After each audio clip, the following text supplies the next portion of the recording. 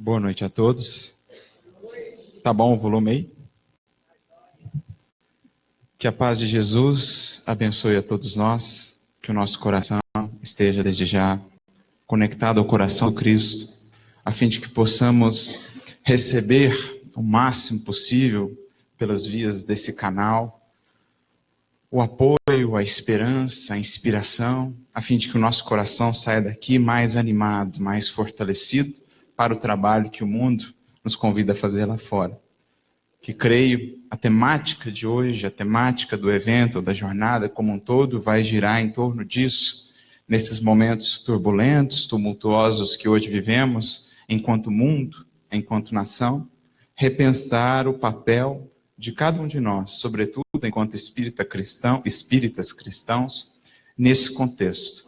Como pensar a nossa ação, como executá-la de modo a sermos, dentro dos nossos esforços, dentro das nossas possibilidades, o mais fiéis possíveis à proposta do Evangelho. O mais ativos colaboradores possíveis com Jesus nesse processo de transformação. Então, que Ele possa nos inspirar para que todos saímos daqui com ideias novas, com o coração mais iluminado, mais aceso, mais disposto a servir no mundo como instrumento do Mestre. Gostaria também, antes de adentrar a nossa fala de maneira mais específica, agradecer pelo convite, pela oportunidade de estar aqui entre vocês, entre já irmãos queridos, partilhando desses momentos, nessa história tão bonita que é a história dessa casa, que é a história daqueles que foram os pioneiros dessa casa, uma justa e merecida homenagem ao professor, que esse trabalho, ou que esse exemplo possa germinar nos corações daqueles que agora chegam, tomando aí esse exemplo, tomando essa força para levar adiante esse bastão que nos é passado na construção de novos tempos, na construção de uma nova humanidade, uma nova sociedade. Porque é, em suma, esse o grande objetivo de meditarmos acerca das crises, dos momentos difíceis que passamos tanto individualmente como coletivamente. E buscar no Evangelho elementos norteadores para guiar a nossa ação, buscar na vida daqueles que viveram o Evangelho recursos de inspiração para pautar a nossa ação no mundo, a fim de honrar todo esse cabedal, todo esse investimento do alto que faz, ou que fez, que o alto fez em cada um de nós que aqui se encontra. Mas para a gente entender melhor essa dinâmica de como atuar nesses momentos, é preciso antes entender o que é uma crise. Porque, em geral, a nossa visão do que seja uma crise, ou a nossa visão em momentos como esses, turbulentos, dificultosos, fica muito restrita ao terra a terra, ou fica muito restrita ao dia a dia, à vida mais imediata aqui na matéria, sem considerarmos esses momentos em sentido mais abrangente. Sem considerarmos esses momentos que hoje vivemos e que pelo Cristo já haviam sido descritos lá atrás, por exemplo, em seu sermão profético, no capítulo 24, do qual tiraremos hoje aqui algumas reflexões, a nosso ver, muito importantes, em refletir qual a importância ou o que está por trás desse aparente caos, dessas nuvens, dessa névoa que parece nos impedir de enxergar um futuro mais radioso, um futuro mais brilhante. Então, o nosso objetivo aqui hoje, para começar a nossa conversa, é repensar ou reconstruir um pouco o nosso entendimento do que seja crise. Buscando entender o que está para além desses véus, o que está para além dessa nuvem que parece limitar a nossa visão. E aí a gente usa um recurso simples, mas em geral tenho aprendido muito com esse recurso, que é o recurso de analisar muitas vezes a própria etimologia das palavras. Porque às vezes a gente repete as palavras sem ver de onde elas vieram, ou qual o seu significado original, e elas já estão hoje para nós consolidadas num sentido diferente talvez daquele sentido que elas tinham em sua raiz. E a palavra crise talvez seja uma dessas. Ela vem tanto do latim como do grego, no latim crisis, no grego também muito similar, crises, derivando no verbo grego crino.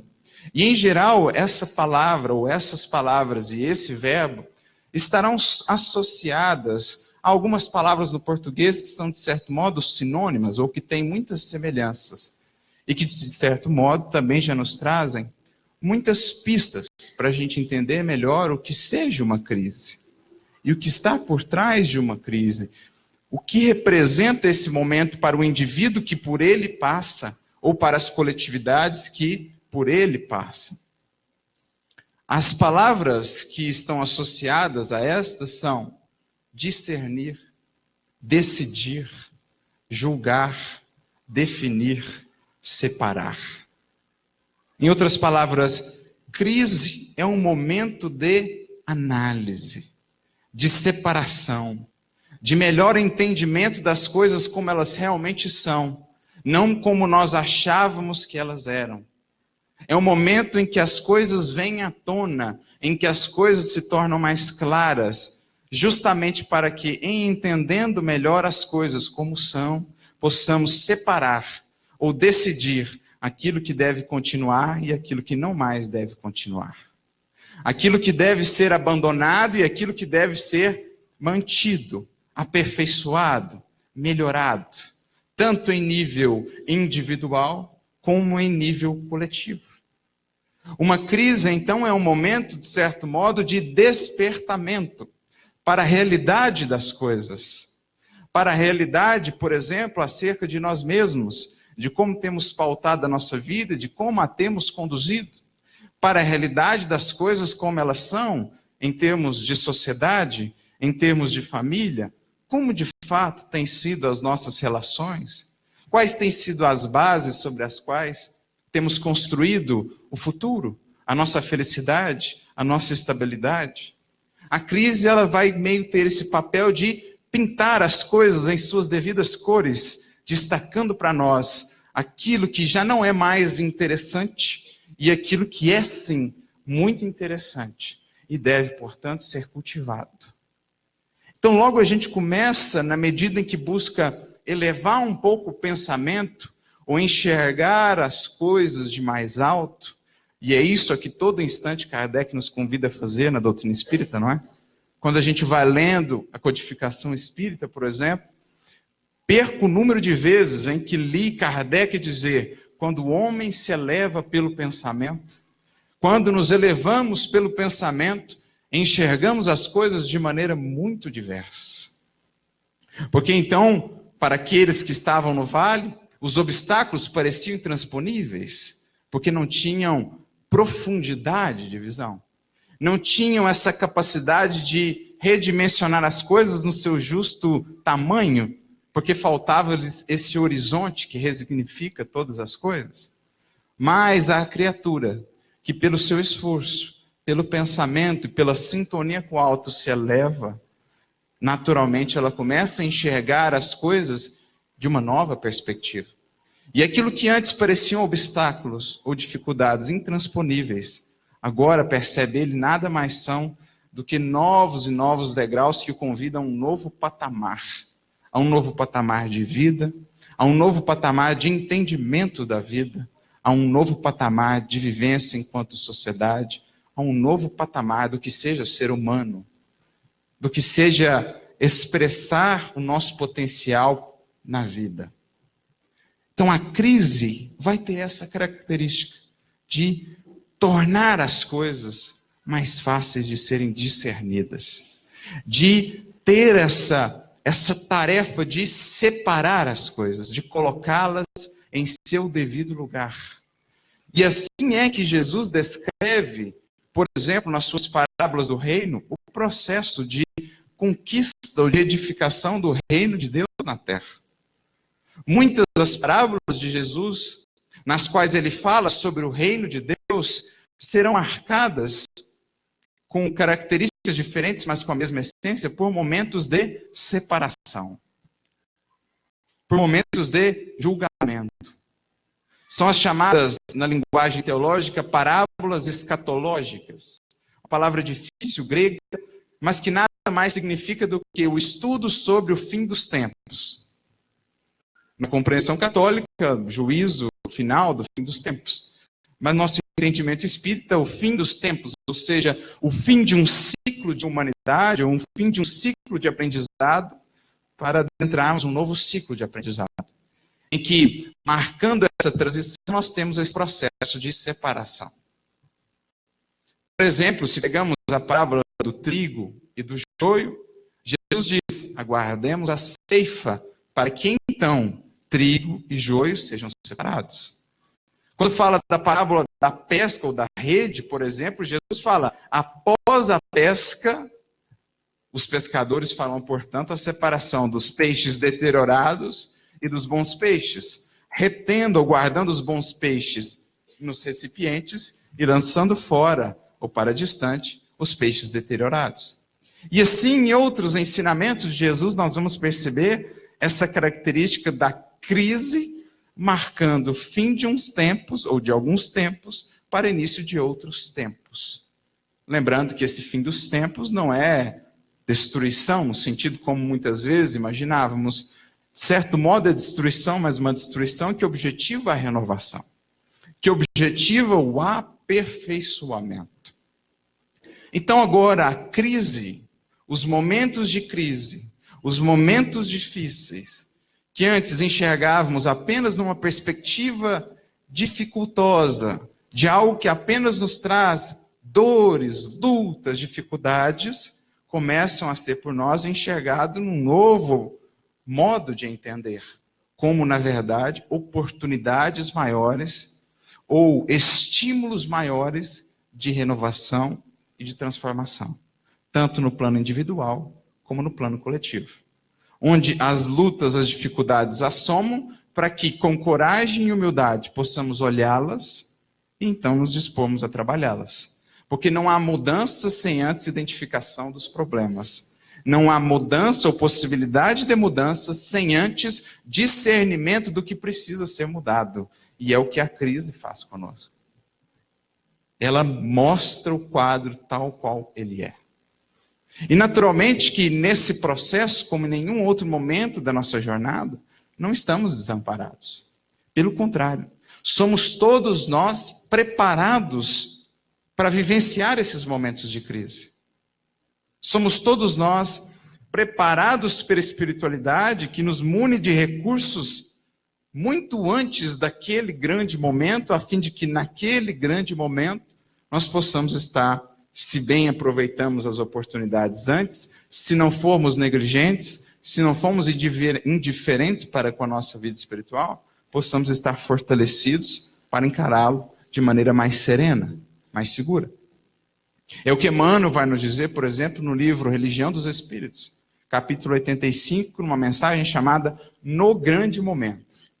Então ele diz assim, todos nós aprendemos e trabalhamos dias e dias, e às vezes muitos anos, a fim de vencermos neste ou naquele grande momento chamado crise. É a vitória no momento da crise que confere a cada um de nós mais ampla capacidade. Veja que definição belíssima. Emmanuel está nos dizendo que nós todos somos amparados, sustentados, cada um de nós em particular, e a humanidade como um todo, as nações, são amparadas pelo alto, são preparadas, em termos de séculos às vezes, para que no grande momento da crise possam sair vitoriosas. E saindo vitoriosas, galgar um novo degrau na jornada eterna e infinita da evolução.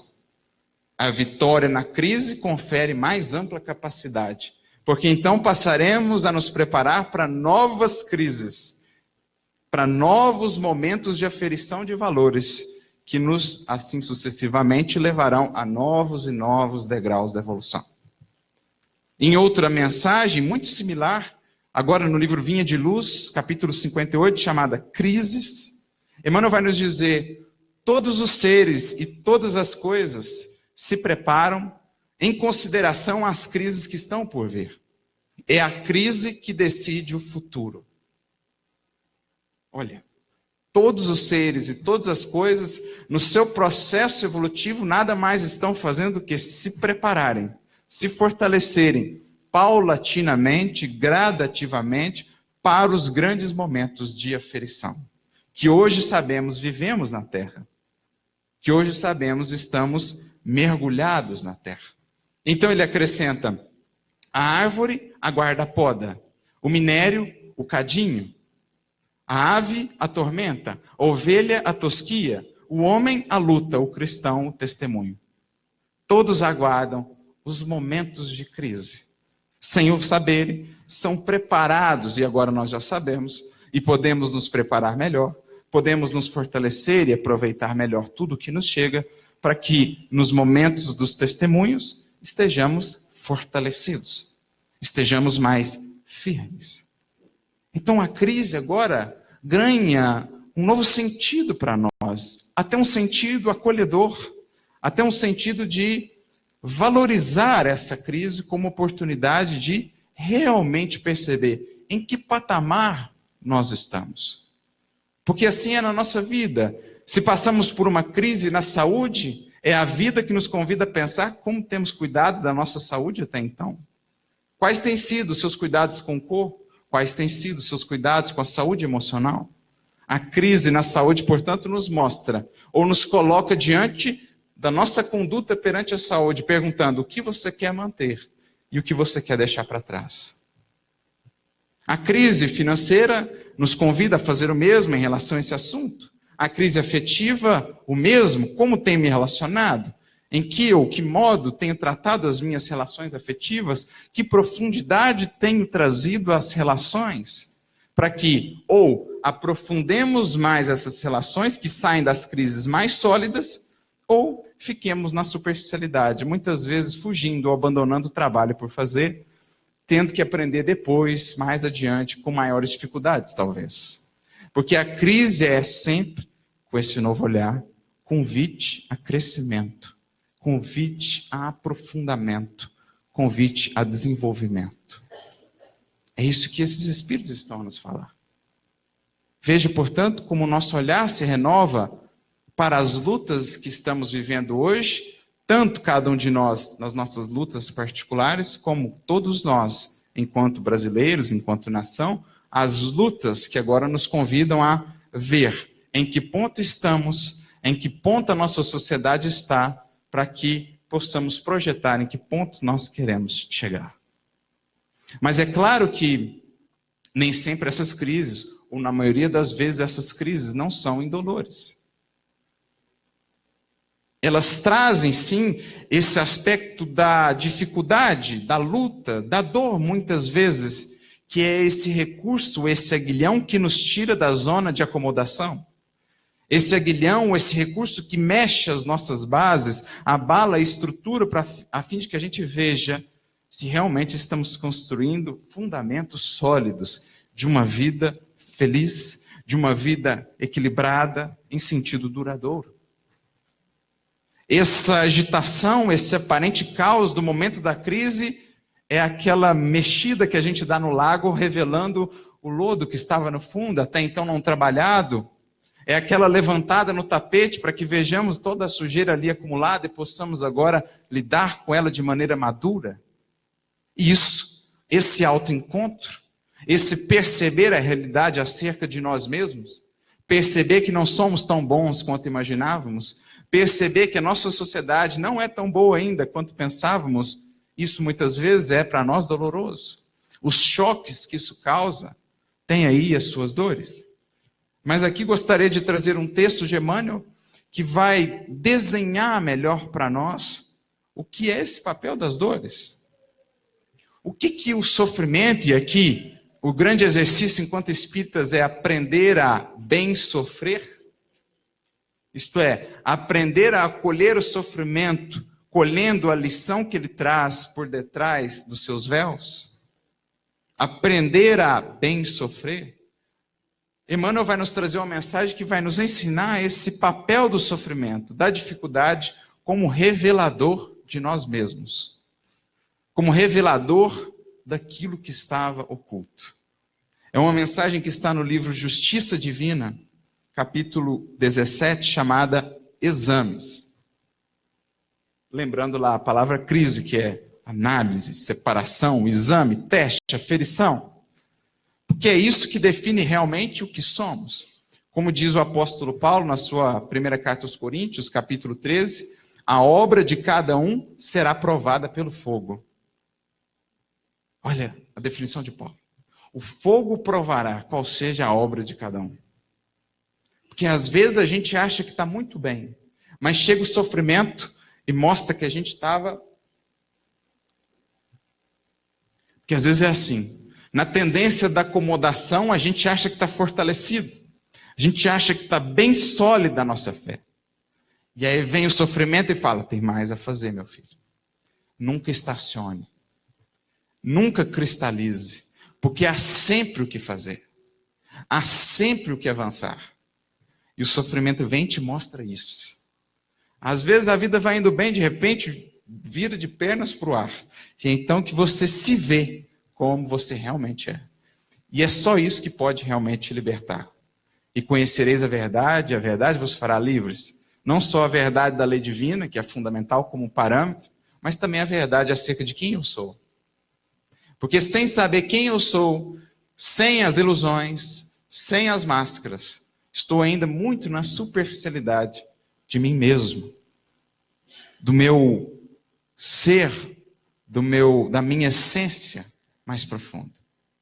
Então, nessa mensagem, intitulada Exames, Emmanuel começa dizendo assim: a dor é agente de fixação, expondo-nos a verdadeira fisionomia moral. Olha aqui. Então, a dor, ela expõe qual que é a sua fisionomia moral. Não que você achava que tinha, mas a que é. Isso tanto em termos individuais como em termos coletivos. As grandes agitações, os grandes flagelos, por exemplo, as grandes dificuldades em termos coletivos mostram qual que é o desenho moral de uma nação. Para que nesse desenho moral nós possamos ver o quanto ainda temos a avançar. O sofrimento é fotógrafo oculto. Deslinda os mais íntimos aspectos da personalidade, situando-os a descoberto. Aclara os menores impulsos do coração, deixando-os à mostra. Então o sofrimento vem e rasga os véus. A gente está achando que está amando, mas o nosso amor ainda é muito mais egoísmo. Porque quando aquele que a gente ama não age como a gente quer, a gente fica irado. Aí o sofrimento vem, tá vendo? Não é amor ainda. A gente acha que já sabe perdoar, aí vem o sofrimento e mostra. Falta ainda amor. Falta ainda muita compaixão e misericórdia. Quando alguém nos fere, principalmente nas feridas mais íntimas, em geral conhecidas por aqueles que são mais próximos, e que nos causam, na maioria das vezes, as maiores dores. Mas isso nos mostra que falta ainda buscar aquele amor do qual Cristo falou. Amai-vos uns aos outros como eu vos amei. Imaginemos como Jesus nos amou e nos ama. Imaginemos, é esse o amor que nós buscamos. E quando a gente sofre, porque se ressente, porque se magoa, isso na verdade nos mostra que a gente ainda tem muito a investir aqui dentro, na comunhão com o Mestre, no trabalho interior, a fim de alcançar ou de dar um passinho a mais em busca desse amor. Isso é o bem sofrer, gente. É tirar do sofrimento crescimento. Porque o sofrimento ele chega apenas com esse objetivo. Ele não chega em nossas vidas porque Deus queira nos ver sofrer. Porque Deus é sádico. Ele chega na nossa vida com uma finalidade. E ele só passa quando ele cumpre a finalidade para o qual ele veio. Lá no livro Ceifa de Luz, capítulo 22, Emmanuel diz assim: Deus não nos envia problemas de que não estejamos necessitados. Então, se o problema chegou, é necessidade tua. Então, olha o que ele quer te falar. Que limitação sua ele está apresentando? Que imperfeição sua ele está revelando? Mas Emmanuel acrescenta nessa mesma mensagem: aceitação e paciência, sem fuga ao trabalho, são quase sempre a metade do êxito em qualquer teste que a gente esteja submetido. Olha que lindo isso. Aceitação e paciência, gente, já é metade do êxito. A outra metade é a mudança, né? É a renovação. Agora, o não desesperar-se, o não revoltar-se, o acolher aquela dor dizendo a ela: ensina-me o que tens a me ensinar, já é metade do processo. Como diz Leon Denis também, no seu bonito livro, Problema do Ser, do Destino da Dor, não te digo, busques a dor. Não é esse o objetivo. Porque a dor só por si não eleva. Ela eleva quando ela transforma. Então ele diz, não te digo, busque a dor, mas quando ela surgir inevitável em teu caminho, acolha-a como uma amiga. Aprenda a conhecer e a entender a sua misteriosa beleza, as suas lições ocultas. Olha que lindo. Aceitação e paciência, metade do êxito. Então é isso que é o bem sofrer. E é isso que as crises, todas elas, vêm nos ensinar. Dar à nossa alma resiliência, que talvez é uma das virtudes que mais falta hoje à criatura humana. A capacidade de lidar com os reveses da vida, sem desesperar-se, sem abdicar da vida, sem perder o sentido da existência. Para isso, nós precisamos de profundidade com Cristo. E é o que as crises nos convidam a fazer, a avançar um pouco mais nesse caminho. Mas Emmanuel ainda acrescenta, em razão disso, cada problema que te procura é semelhante ao trabalho de análise dirigida, como que a radiografar-te certas zonas do ser, de modo a verificares o equilíbrio. Olha isso. Sofrimento é radiografia moral do espírito. Na chapa lá você vê, essa parte aqui, humildade, está com problema. Perdão, misericórdia, amor. Você identifica o mal, para, com auxílio do divino médico, curá-lo. Com a receita do divino médico, o evangelho, tratar a crise da enfermidade. Porque é o que nós vivemos hoje, coletivamente. É o esgotamento de um modelo. Ainda muito distante do modelo proposto para a humanidade pelo Evangelho. E o convite é, a partir dessas crises, aplicarmos a receita que nos é dada no Evangelho. Cada provação pode ser comparada a um banho de substâncias químicas, testando-te ideias e sentimentos para definir-lhes a sanidade. Então, por isso, muitas vezes, o momento da crise traz também esse sofrimento, essa dor, para ir em níveis mais profundos, para mostrar de maneira mais evidente o que está comprometendo o equilíbrio, a sanidade de cada um de nós e da nossa sociedade, para que então possamos tratar. Por isso, muitas vezes, surgem esses momentos mais caóticos, como, por exemplo, a gente vê em O Livro dos Espíritos, na questão 737, quando Kardec pergunta aos espíritos dos flagelos destruidores, por exemplo, e os espíritos dizem, é que vocês veem as coisas do ponto de vista muito terreno, e do ponto de vista muito terreno é muito difícil enxergar os benefícios que muitas vezes essas grandes dificuldades trazem.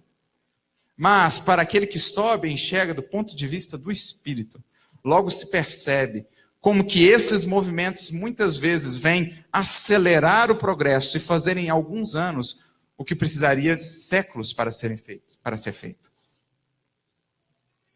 É o que crises como essa fazem com a sociedade, com o mundo. Vêm arar a terra, fertilizar, arejar a terra para uma nova semeadura e para uma nova frutificação. Veja, portanto, como o nosso entendimento de crise começa a se modificar. E como que a gente, a partir de então, começa a pensar melhor como se portar nesses momentos de crise. Porque, já falamos, e a doutrina espírita nos deixa isso claro, é o que agora nós vivenciamos em termos de coletividade. É o que agora a humanidade alcança, como Kardec bem descreve lá no capítulo 18 do livro A Gênese, a humanidade chega no esgotamento de um modelo. E essas crises ou essas dores vêm agora expor as enfermidades, para que nós possamos dar o passo seguinte. São as velhas folhas que caem sob a rajada do vento, a fim de que se transmutem em novas folhas, sustentadas pelo mesmo sopro de vida, mas agora mais aperfeiçoado. É a humanidade que começa, enfim, a despertar para as suas realidades, os seus destinos maiores, que começa a perceber que a vida não está ou não pode estar limitada ou restrita apenas à vida material. Que as respostas que busca, que a paz que almeja, não poderão ser encontradas apenas dentro dos limites estreitos da vida material, da vida física. É a humanidade que começa a deixar o leite, deixar o alimento mais simples em busca de alimentos mais sólidos, substanciais. É o que Kardec nos diz lá em A Gênese, capítulo 18. A humanidade que começa, enfim, a desabrochar para a era do ser humano espiritual, consciente do que é, consciente de maneira mais plena dos seus infinitos potenciais.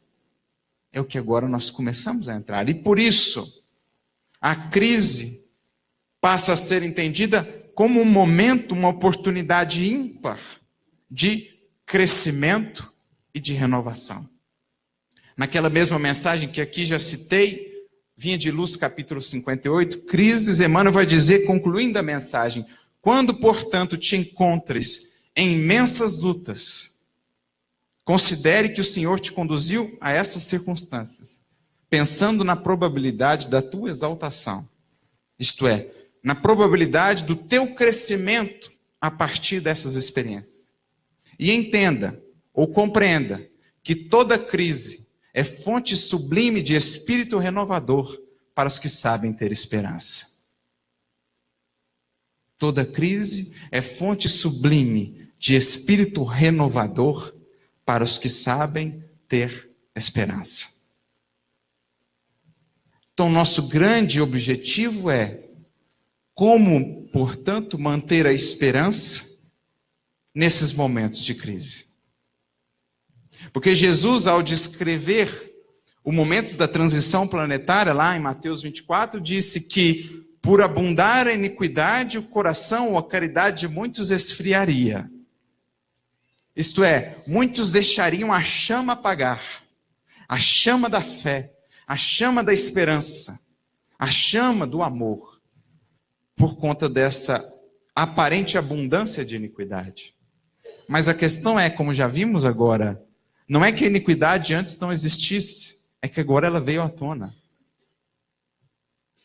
Não é que antes o mal que aí vemos não existisse, é que agora ele está estampado diante dos nossos olhos, pelo efeito da dor e do sofrimento que mostra, que discerne, que separa as coisas como elas são. Então a gente precisa, e o grande objetivo é entender como Jesus vai nos ensinar nesses momentos de crise pelos quais a terra passa, a nossa nação passa, a não deixar a caridade esfriar, a manter a chama acesa, a manter o coração aquecido, para acolher aqueles que caminham pelo frio da desesperança, do medo, do pessimismo. O grande objetivo, então, é como cuidar da nossa vida interior, como cultivá-la, a fim de que os ventos e as tempestades de fora não venham apagar a nossa vela, a nossa tocha íntima. Então a gente vai pensar desse mesmo sermão de Jesus, o capítulo 24, algumas das suas orientações para esses momentos de crise, para que estejamos atentos para não deixarmos essa chama apagar. Jesus vai trazer algumas orientações para nós, para que a gente consiga passar por isso fortalecidos, elevados, inspirados, inspirando, convidando, sugestionando aos outros que sigam também por esse caminho. E um dos primeiros alertas que Jesus traz para esses momentos de crise, e ele repete por 2 vezes esse alerta, é: cuidado com os falsos profetas. Porque é sobretudo em momentos de crise, de dificuldades, que abundam, que se multiplicam os falsos profetas, tanto encarnados como desencarnados. Porque eles prometem, e por isso conquistam a muitos, que estão no desespero e colhem qualquer boia que é lançada aos náufragos. Por isso eles conquistam, manipulam a muitos, prometem soluções fáceis. Prometem soluções mirabolantes, soluções bruscas para resolver problemas que só com muita paciência e interioridade são resolvidos. E surgem então no campo da política, da ciência, da filosofia e da religião, prometendo menor esforço com maior resultado. Mas isso não existe em termos espirituais. Mas como as criaturas estão desesperadas, estão pressionadas pelo medo, pela angústia, compram essas ideias, acreditando nisso, e muitas vezes alimentando dores ainda maiores para si e para as coletividades em que estão. Profetas que prometem resolver os problemas da violência por meio de mais violência. Profetas que prometem resolver os problemas sociais de maneira a segregar ainda mais, a incluir ainda menos. Será que são essas as soluções que realmente o Evangelho nos propõe? Porque o que nós aprendemos com a doutrina? Livro dos Espíritos, questão 624. Qual o caráter do verdadeiro profeta? E os Espíritos são sucintos. O verdadeiro profeta é um homem de bem, inspirado por Deus. Vocês lembram da lista das características do homem de bem do Evangelho segundo o Espiritismo?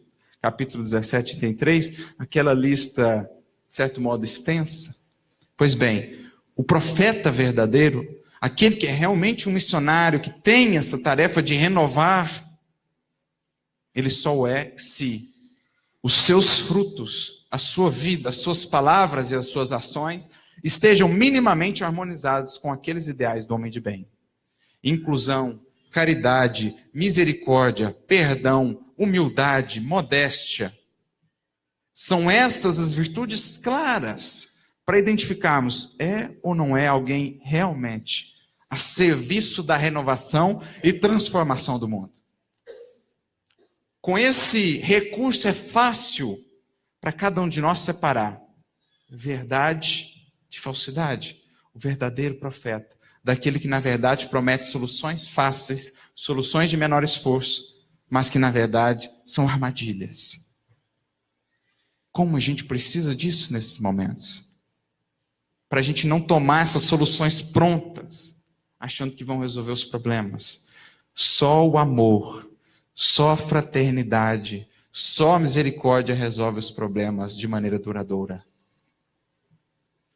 E não existem apenas profetas encarnados, falsos. Existem também os desencarnados. Como os Espíritos nos alertaram tantas vezes na codificação e por muitas vezes passamos batido. Capítulo 21, por exemplo, quando Erasto nos traz 2 mensagens fundamentais, dizendo-nos do cuidado que devemos ter, sobretudo agora para nós espíritas, nesse intercâmbio com o mundo espiritual, para não fugirmos dos objetivos. Porque muitos falsos profetas surgem intentando separar, desunir e desviar o nosso foco daquilo que é o essencial. E uma das características que Erasto traz é cuidado com o misticismo, cuidado com práticas estranhas, desnecessárias, que nada mais são do que cortina de fumaça para nos desviar do verdadeiro objetivo dessa interação. Renovação moral, gente. Porque de que me adianta saber dos 20º corpo espiritual e do sei lá mais o quê, e do sei lá mais o quê, se eu chego no mundo espiritual não sabendo amar, não sabendo perdoar? De que vai me servir lá todas essas concepções que, em verdade, a maioria das vezes, são elucubrações sem base mais sólida do conhecimento, de que me adianta isso, senão me desviar do foco central? E a gente parece não perceber.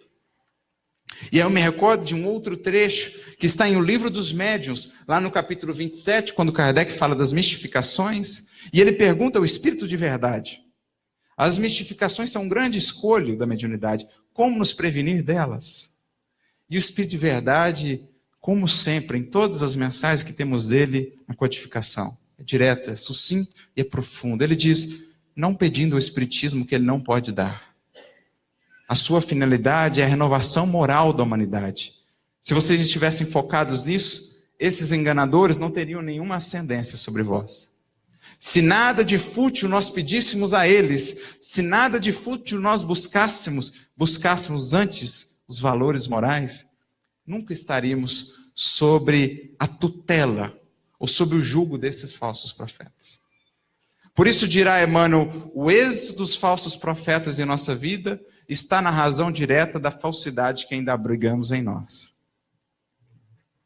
Eles só conseguem nos enganar porque, em verdade, nós ainda não abrimos para a verdade sobre nós e sobre a vida. Então é preciso tomar cuidado. E Jesus fala por 2 vezes, sobretudo em momentos de crise, cuidado com as soluções mágicas, que prometem menor esforço e maior resultado. Não há outro caminho, gente, senão por meio do esforço, do trabalho sincero, porque mudar a humanidade vai pedir de todos nós mudança individual. Mudança individual. Não será só mudando leis que a gente vai mudar as coisas, porque o homem encontra meios de burlar as leis, de não aplicar as leis. Mas quando o indivíduo trouxer essas leis morais para o seu interior, então, de fato, a gente estará consolidando algo duradouro. Mas Jesus diz mais. Ele então traz 3 orientações que parecem assim, um pouco descontextualizadas, difíceis de entender a respeito desses momentos da transição. Ele diz assim, nesses tempos então, os que estiverem na Judéia fujam para os montes. Os que estiverem no telhado não desçam a casa para pegar as suas coisas. E os que estiverem nos campos não voltem a pegar as suas vestes. E a gente fica pensando, o que Jesus quer dizer com isso? Está falando de transição, está falando daqueles que estão lá na Judéia? Será que é o povo que está lá em Israel que ele está falando? Será que faz sentido? Mas aqui a gente vai trazer a visão espírita, uma leitura desse aspecto simbólico do texto, e a gente vai ver que daqui Jesus nos apresenta alguns ingredientes fundamentais para que nesses momentos de crise a gente consiga manter o padrão vibratório e o coração, a chama do coração bem acesa. Então Emmanuel vai comentar esse primeiro versículo que citei, os que estiverem na Judéia fujam para os montes, lá no livro Caminho, Verdade e Vida, capítulo 140, uma mensagem chamada Para os Montes. E aqui a gente vai entendendo melhor e agradecendo ainda mais a Emmanuel por tudo que ele fez por nós em termos de estudo do Evangelho.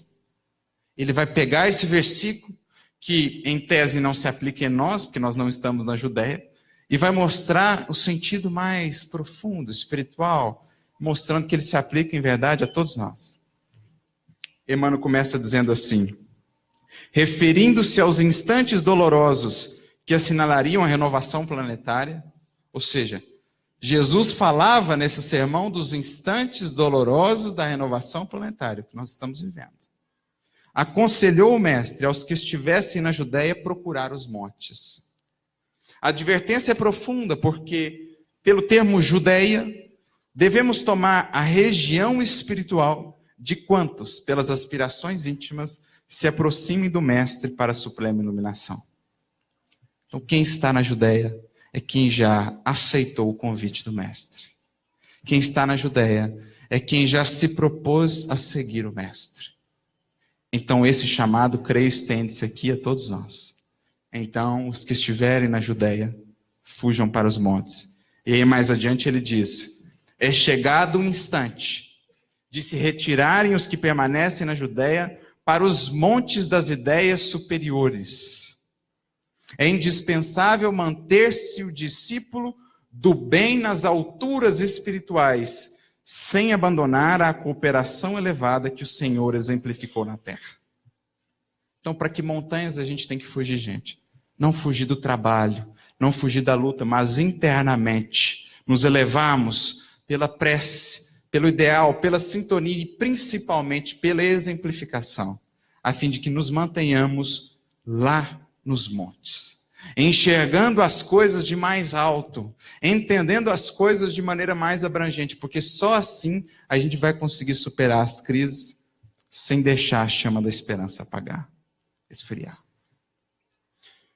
Que aí, no alto, consolide a sua posição de colaborador fiel, invencível na paz e na esperança, convicto de que, após a passagem dos homens de perturbação, das crises, portadores de destroços e lágrimas, são os filhos do trabalho que semeiam a alegria de novo e reconstroem o edifício da vida.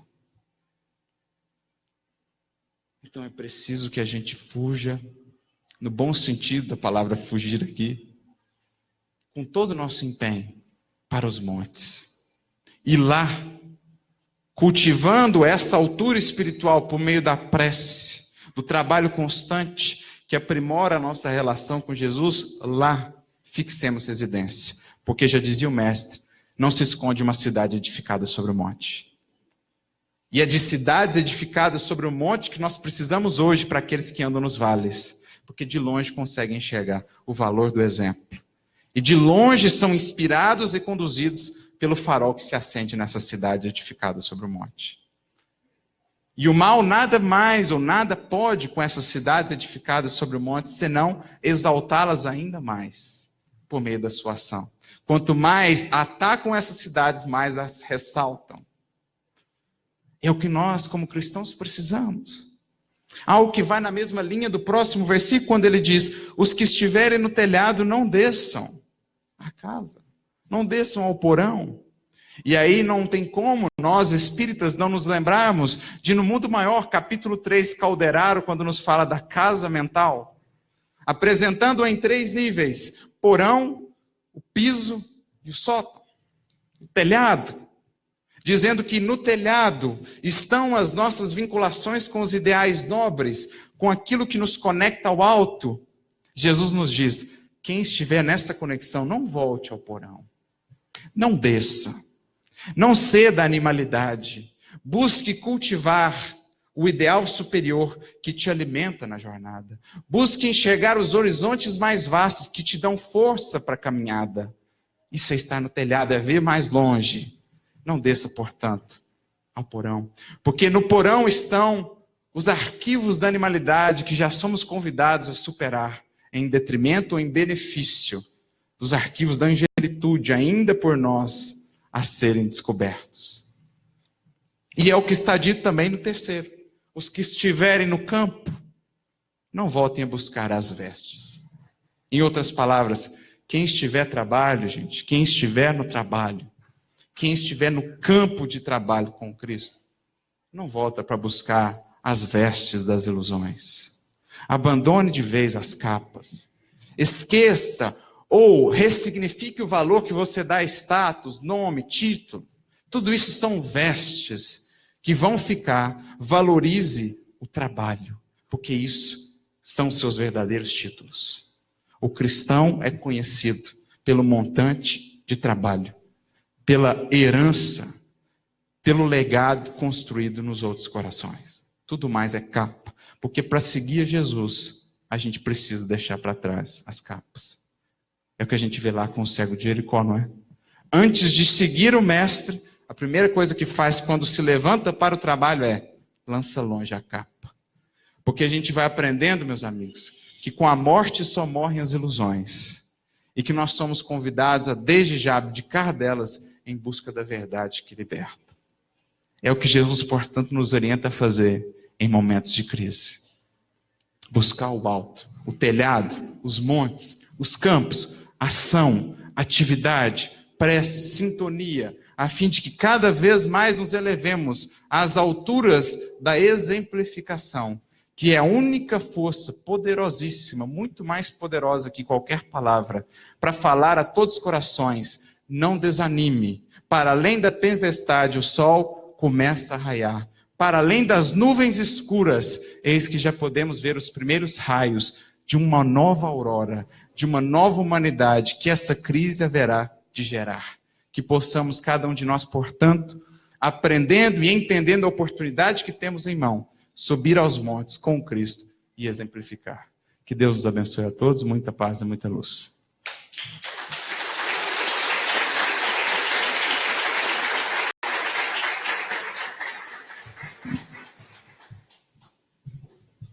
Perguntas? Bom, então, tem uma pergunta aqui. A sociedade se mostra polarizada no campo das ideias políticas. Como interpretar essa crise? É natural, e isso a gente pode ver na própria história da humanidade, que, sobretudo nos momentos de grandes transformações, a gente caminhe sempre para extremismos, para polarizações.